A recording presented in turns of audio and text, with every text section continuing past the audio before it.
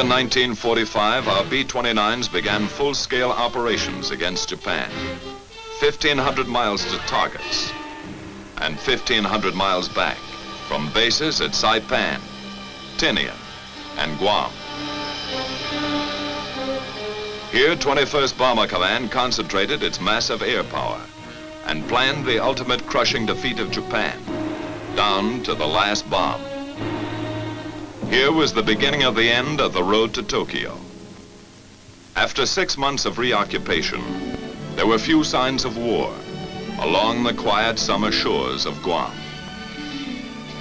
The liberated Chamorros were back in their clean native villages, American citizens again, smiling and friendly, unaware that a miracle had happened around them. A miracle that moved mountains of material, equipment, and supplies across the Pacific, that changed their dirt roads into broad highways, that manicured their jungles into acres of black-topped airfields. And nearby, new communities of American citizens had set up housekeeping with various types of self-service. The latest labor-saving devices, few laundry problems, and no modern inconveniences. By midsummer, 21st Bomber Command was in business. Big business. Under General LeMay's direction, the long arm of Bomber Command began punching the enemy with appalling power. From Guam, Tinian, and Saipan, 600 plane missions increased the bombing weight 100% in 2 months. Behind this expanding power was planning. The LeMay plan began on the ground with maintenance. Assembly line technique cut engine change time from 3 days to less than half a day. In shops and hard stands, ground crews worked day and night during the blitz weeks to keep more B-29s on the line. By July, LeMay's Bomber Command is an efficient, well-oiled, well-drilled machine of destruction. Here's a vital cog of that machine, 11 men and a bomber.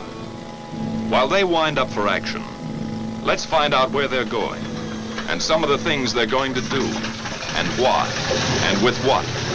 How do they set up the longest, toughest bomber mission in history? It began about 12 hours ago in the war room at Guam, with General LeMay and his staff receiving a report on tomorrow's weather in Japan. Tomorrow's forecast is typical. Nagoya, 8/10 cloud above 10,000 feet. In the east, Tokyo area will be 6/10 at 22,000, 3/10 at 14,000 feet, closing up solid after 11 a.m. Osaka and everything west is reported completely socked in. How will the general solve that one? His B-29s are up against a blank wall except for a possible opening around Tokyo. The old man considers every vital factor and makes his decision. 4 wings will strike Tokyo at 10 o'clock. They'll go in under that weather and bomb at 12,000. Now it's a question of target selection. First priority in the Tokyo area is number 573. Intelligence informs the general that 573 is already 3/4 destroyed. At the moment, number 574, still untouched, would seem more important. Operations checks the tactical plan for 574. General LeMay orders the required changes, okays the target, and commits all executive details to his staff.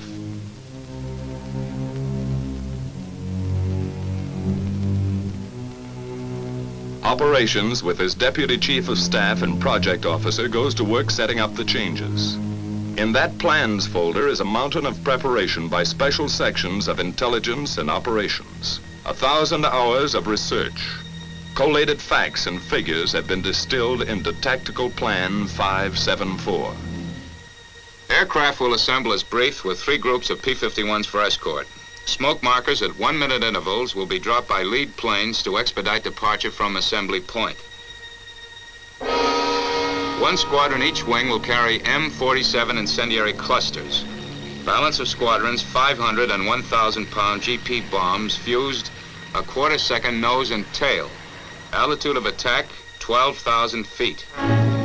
Planes of 314th Wing will carry capacity fuel loads of approximately 7,300 gallons per plane. Calibrated airspeed of 210 miles per hour will be flown by all aircraft on bombing run. Radar landfall 3450 north and 140 east will be the same for all planes to afford a good land-water contrast checkpoint. The Navy is requested to furnish the following facilities for air-sea rescue purposes. 3 surface vessels to proceed to positions X. 4 submarines assigned to lifeguard duties at positions Y. 2 Dumbos to orbit at stations Z. 4 B-29s will orbit as Super Dumbos at the following positions. Each section of the plan is double-checked. To supervise certain aspects of planning, Lieutenant Colonel Catton, a former lead crew pilot, was recently brought over to staff as project officer. This officer's extensive combat experience now helps to iron out operational kinks. He will accompany this mission to observe new smoke signals at assembly point. A field order is now dispatched to the wings. Takeoff time is flashed to the controller, who coordinates the vast network of communications gathered here at the heart and nerve center of command. Here in the control room, status panels and a mission board are maintained to show at a glance the countless up-to-the-minute details of all daily operations. Prior to takeoff, each mission is set up on the board to afford a visual progress of the flight, from takeoff to target and return. Colored yarns, one for each wing, are laid out to indicate the flight lines, which pass close to Iwo Jima, the halfway point.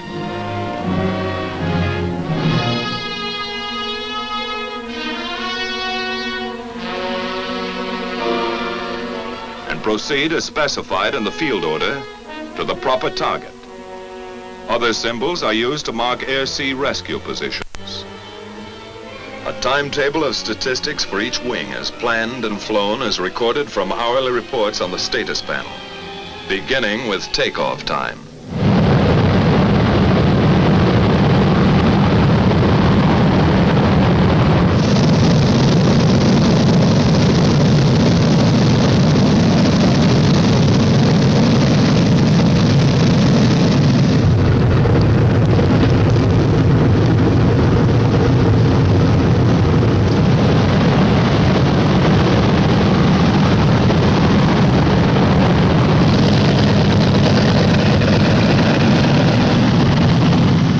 Veteran crews, it's just another day's work.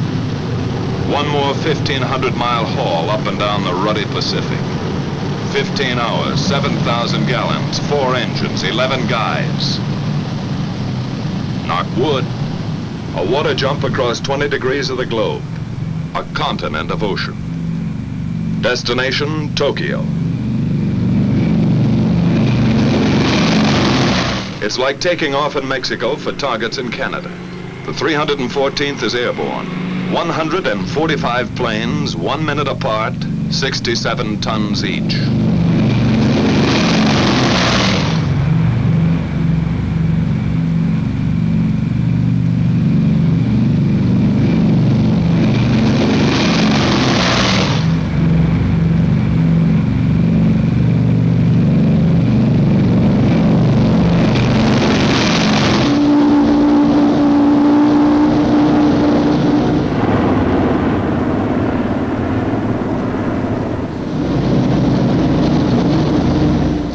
B-29 takeoffs are a tough sweat.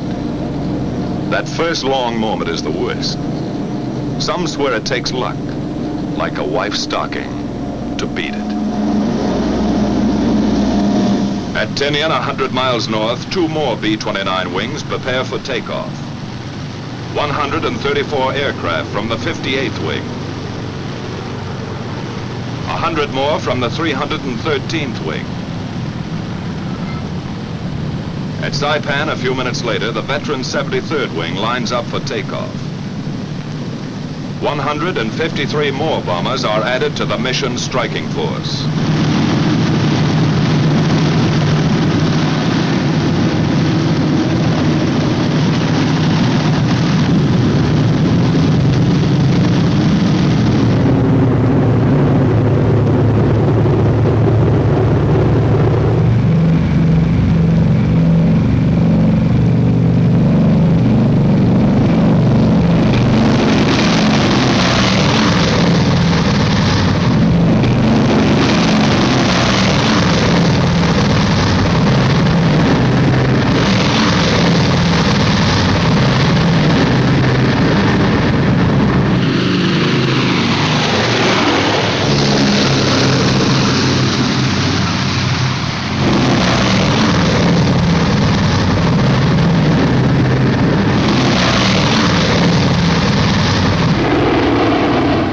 The last B-29 is airborne at 1540.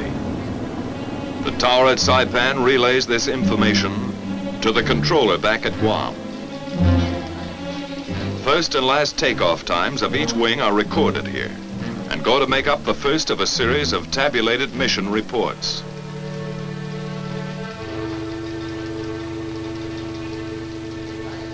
Copies of these reports are dispatched to headquarters, Washington, and posted on the control room report board. During that first hour, the B-29s have settled down for the big grind, saving precious gas, cruising 1,000 feet off the water. Ability, experience, confidence ride in each plane. A plan of action for 11 men trained and tested to function as one. The navigator sets the course, logging island checkpoints as they climb past the Northern Marianas. Pagan, Assumption, Morgue, the Pohores. After about 4 hours of flight, the bombers pass close to Iwo Jima, the hot rock, a black, gritty pork chop halfway to Honshu. 8 square miles bought and paid for by our Marines. We made some quick changes, cutting away that sulfurous volcanic crust and rolling Iwo's surface into one enormous flat top. 3 big airstrips now launch our P-51s for bomber escort over Japan. General Moore and his staff of 7th Fighter Command run the show and direct all air-sea rescue operations in close collaboration with Bomber Command. A last-minute briefing check, just to make sure today's fighter escort knows all air-sea rescue positions. Out on the line, General Moore's P-51s are warming up for the longest fighter flight on record.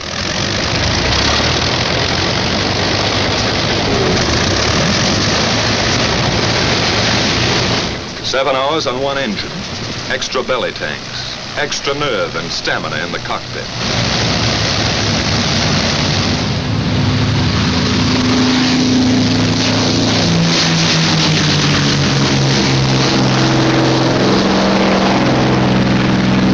About the time our bomber wings are passing Iwo Jima, the pea shooters are taking off, scheduled to join them 3.5 hours later off the shores of Japan.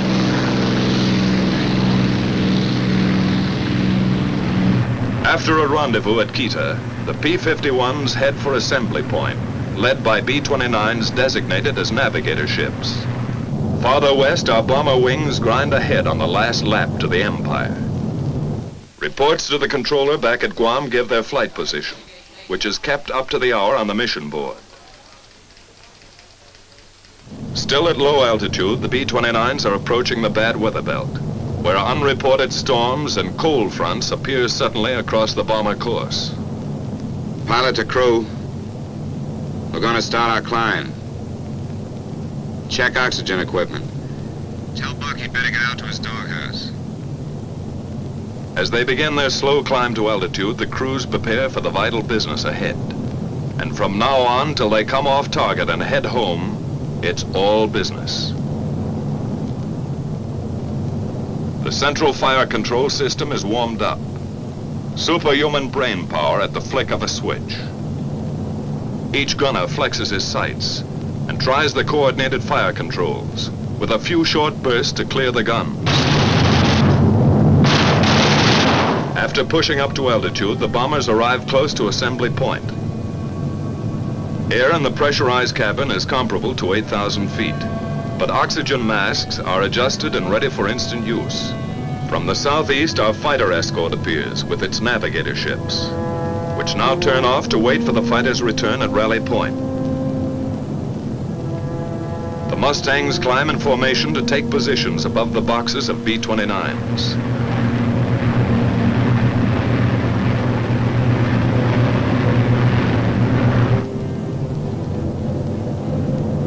Lead bombers begin to circle, dropping the new smoke markers for assembly. The project officer observes this part of the tactical plan in action. From various zone positions, the groups separate and form on their lead ships in 9 or 11 plane waves. which head for initial point. The big parade is on.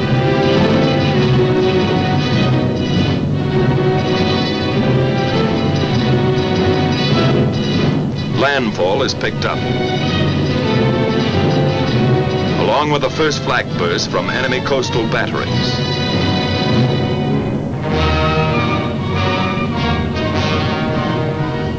Fujiyama, the familiar white beacon, marks the turn for initial point. Flak becomes heavier and more accurate.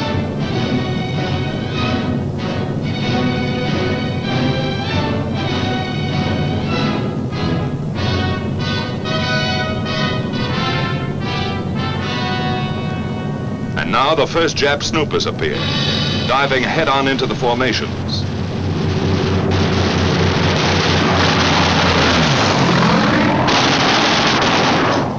Some are suicide fighters trying to ram our bombers.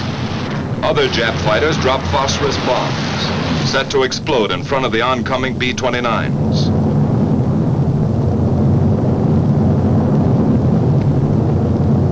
Our P-51s go out after them and know they're tangling with experts.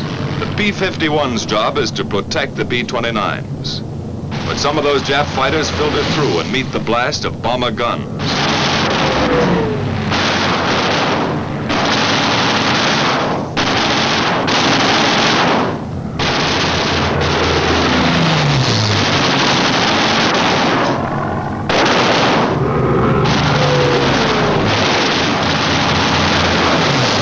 Tail gunner pleads with a nip fighter to come in a little closer.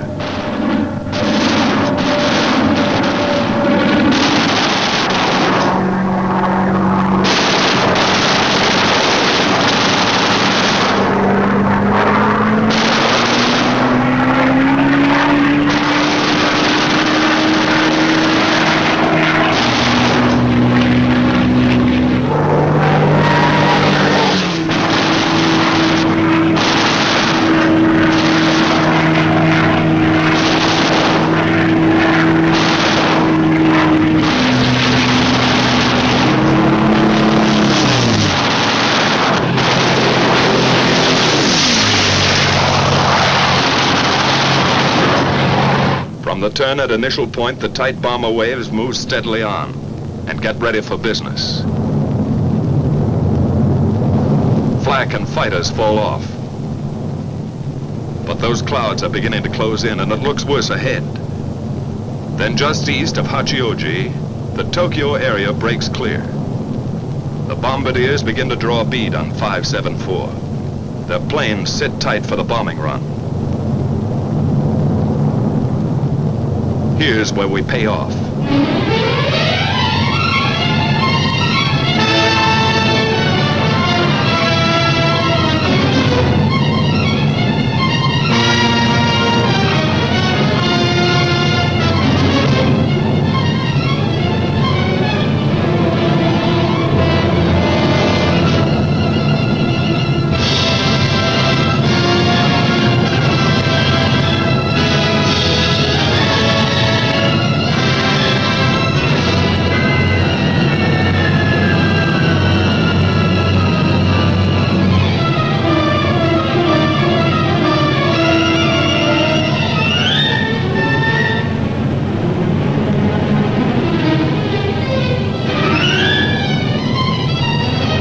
Two Jap aircraft plants and an aerodrome, 12,000 feet below, are about to receive 4,000 tons of destruction.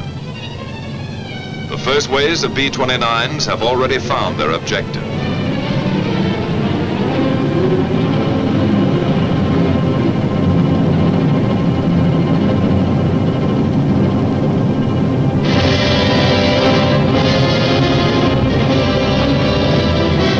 Succeeding bomber groups add their devastation to the smoking targets.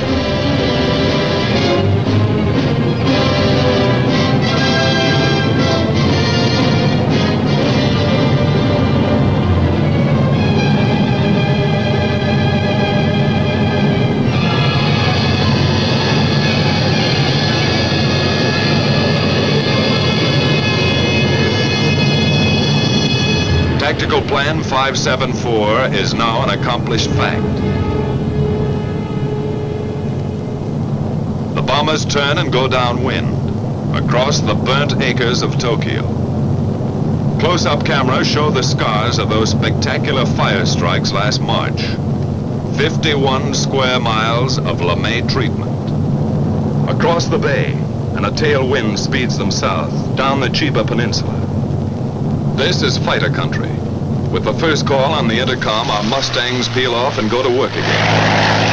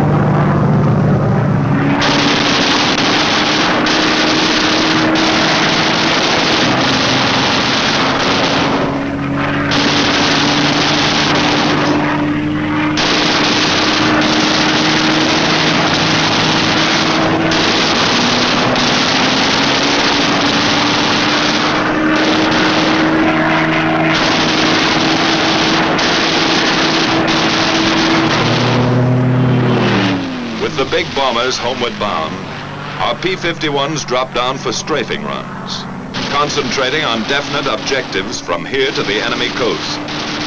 Skimming along at maximum speed, the fighters pair off and go to work cutting vital Jap lifelines, blasting away at communications, radio installations, power lines.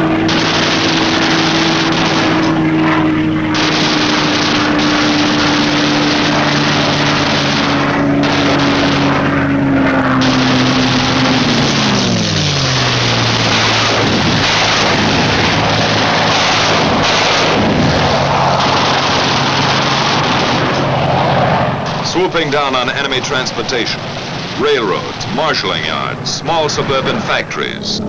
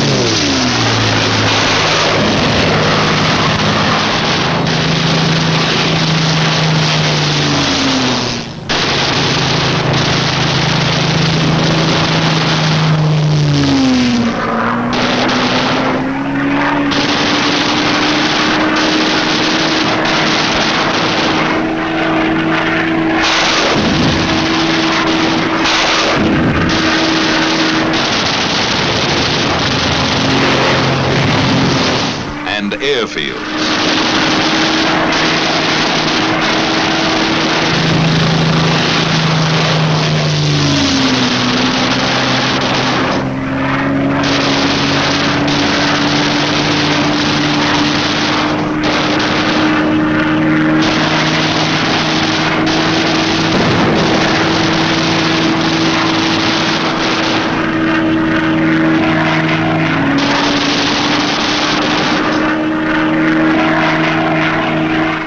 on to shipping targets. Freighters, fishermen, trawlers, harbor and coastal craft. Destroyer or lugger, it's the same enemy.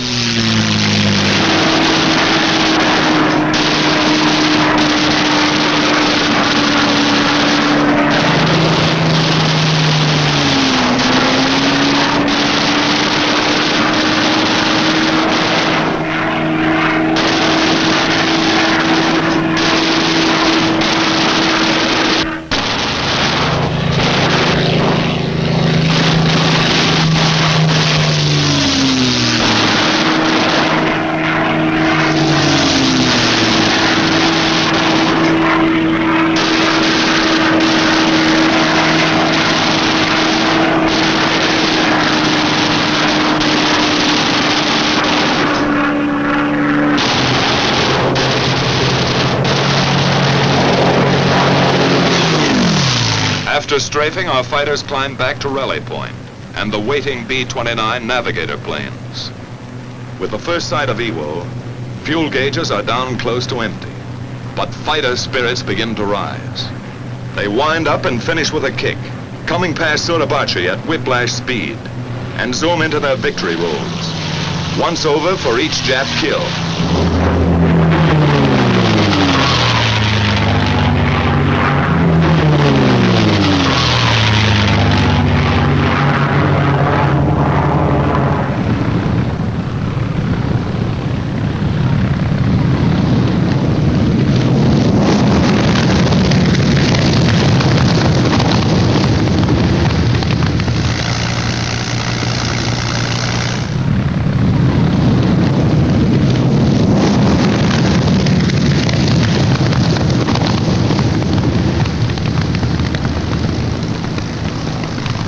After the last fighter groups are in, all hands sweat in those first limping B-29s. That runway is a beautiful sight as they let down with engines out, low in gas, or beat up by flak and fighters.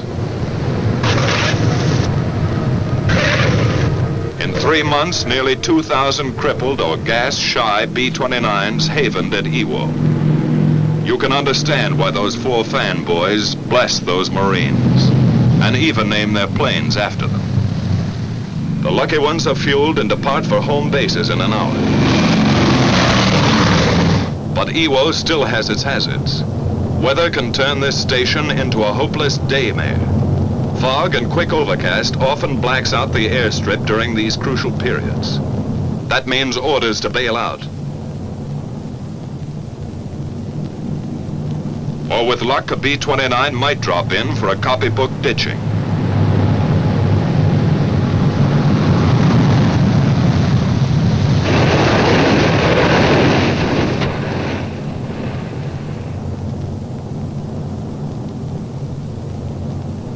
From here you can see how the cloud cover up there smothers the runway and realize what one pilot went through.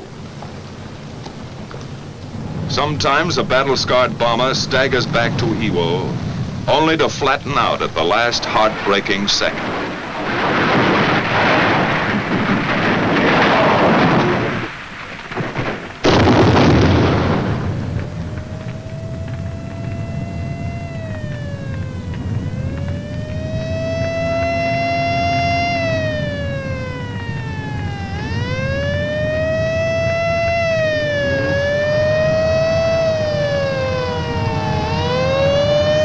By some miracle, the whole crew got away from their stations to safety before 2,000 gallons of flaming gas enveloped them. Firefighters risked their lives to save the ship. This, too, takes courage beyond the line of duty. Far to the south, most of the wings are nearing their bases. Exhausted crews wait out the last endless hour, when time seems to stop. Their position is radioed in, and the controller gets word of the approaching flight.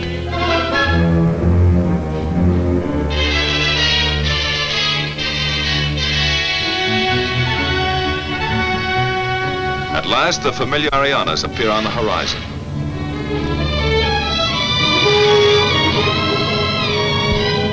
The bombers fly across Guam and turn into the landing pattern.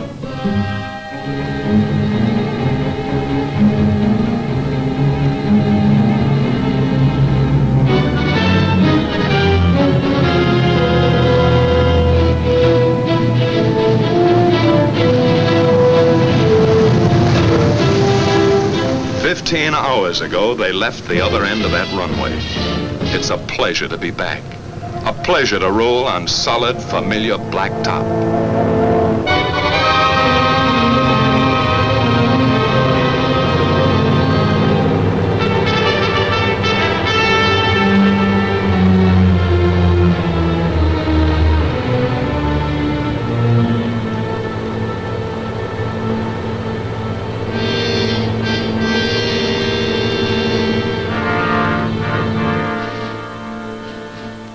It's good to feel the sudden, humid heat, to be among the living, swapping details with the ground crew. Flak, fighters, the close call, the one that got away.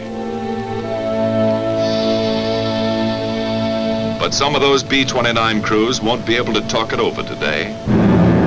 11 men and a bomber that didn't quite make it.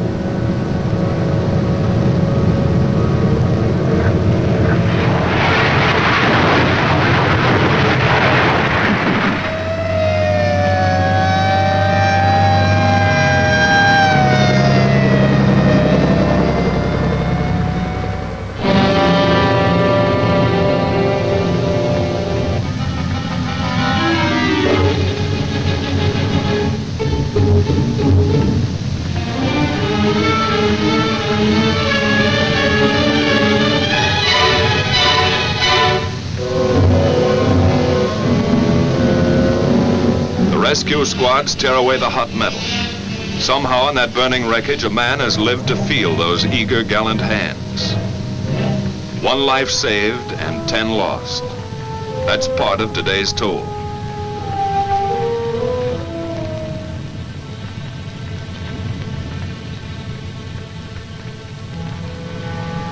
And there were many other days and nights that took their toll of young American lives in the service of our relentless, expanding air power.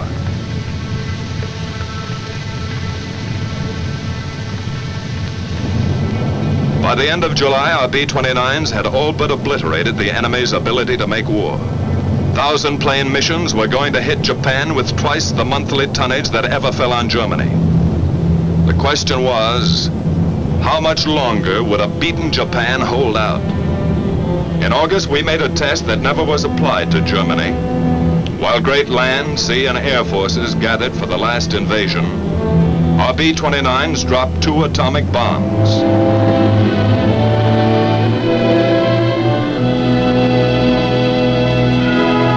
Which hastened the surrender of Japan and saved untold thousands of American lives.